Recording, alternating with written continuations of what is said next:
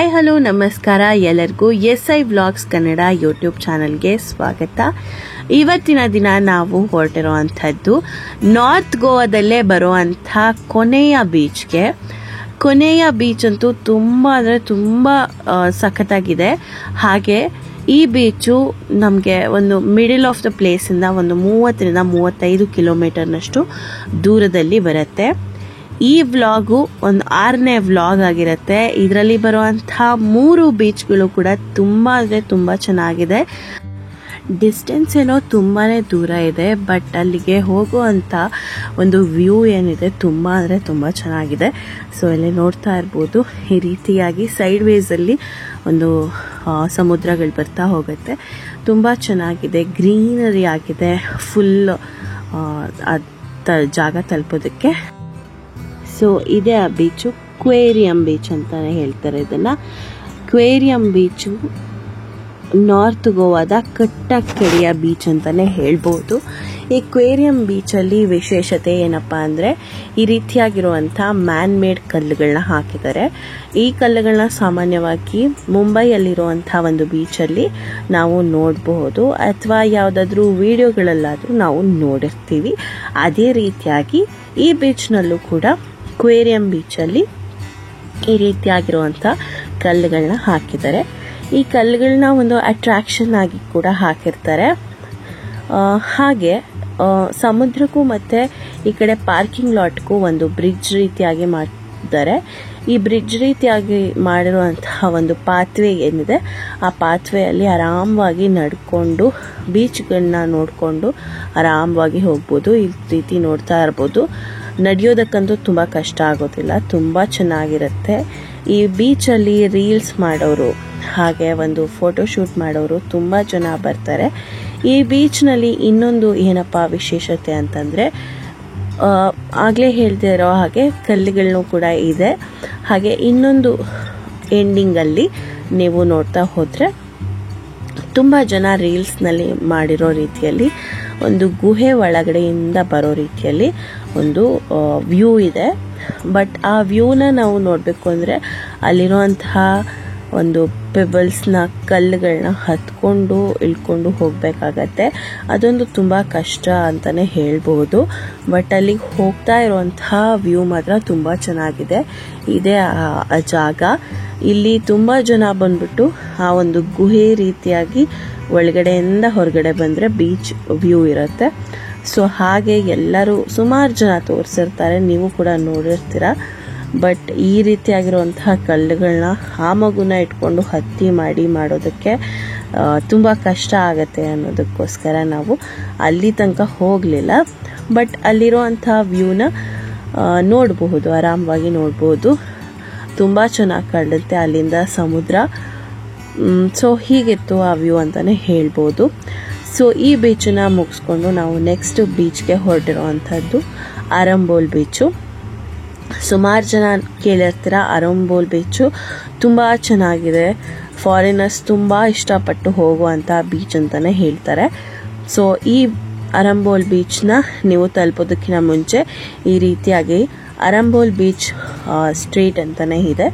ಆ ಸ್ಟ್ರೀಟ್ ತುಂಬ ಒಂದು ಕಿಲೋಮೀಟರ್ನಷ್ಟು ಉದ್ದದಾಗಿರುವಂಥ ಒಂದು ಪಾತ್ ಅಂತಲೇ ಹೇಳಬಹುದು.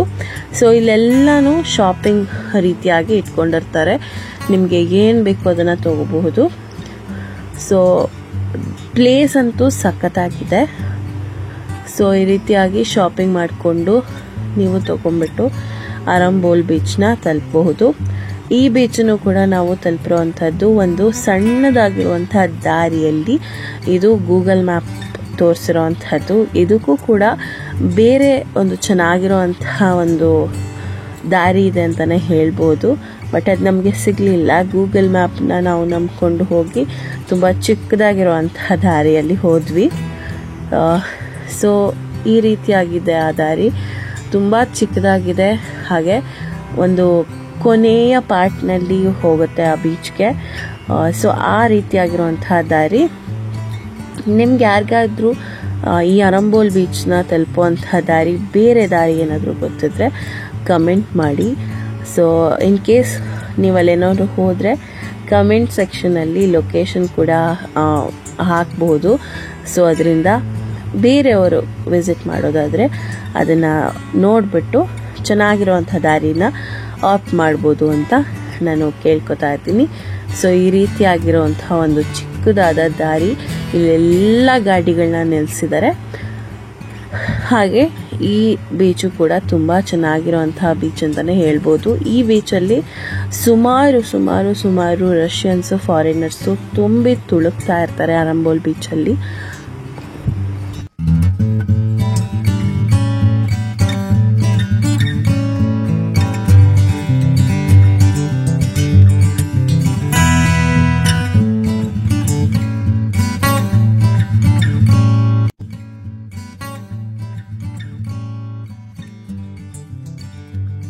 ಸೊ ಇಲ್ಲಿ ನೋಡ್ತಾ ಇರ್ಬೋದು ಎಷ್ಟೊಂದು ಜನ ಇದ್ದಾರೆ ಫಾರಿನರ್ಸು ಅಂತ.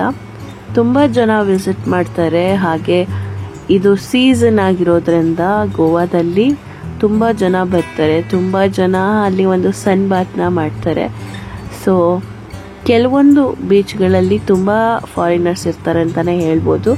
ಅವ್ರದ್ದೇ ಒಂದು ಪ್ರಪಂಚ ಆಗಿಬಿಟ್ಟಿರುತ್ತೆ ಆ ಬೀಚ್ಗಳಲ್ಲಿ.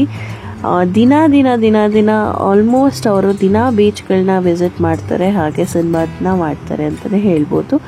ಸೊ ಅರಂಬೋಲ್ ಬೀಚ್ ಮುಗಿಸ್ಕೊಂಡು ನಾವು ನೆಕ್ಸ್ಟ್ ಹೋಗಿರೋವಂಥದ್ದು ಮ್ಯಾಂಡ್ರಮ್ ಬೀಚ್ಗೆ.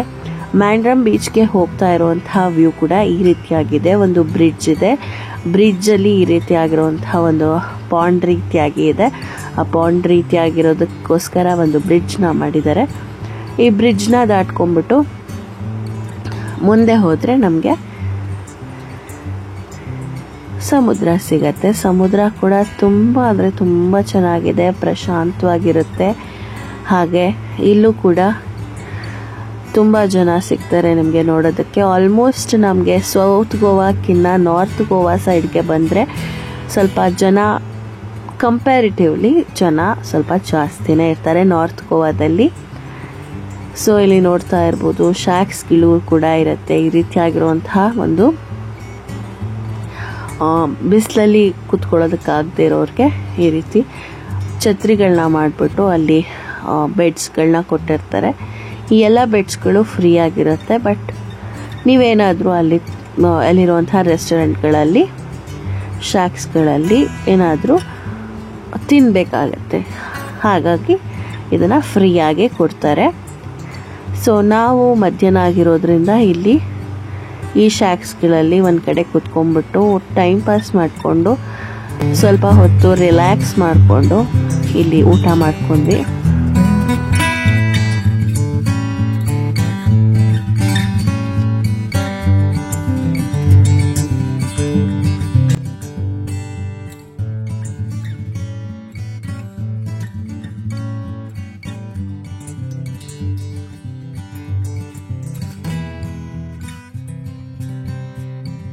ಈ ಮ್ಯಾಂಡ್ರಮ್ ಬೀಚ್ ಅಂತೂ ತುಂಬ ಶಾಂತವಾಗಿರುವಂಥ ಬೀಚ್ ಅಂತಲೇ ಹೇಳ್ಬೋದು.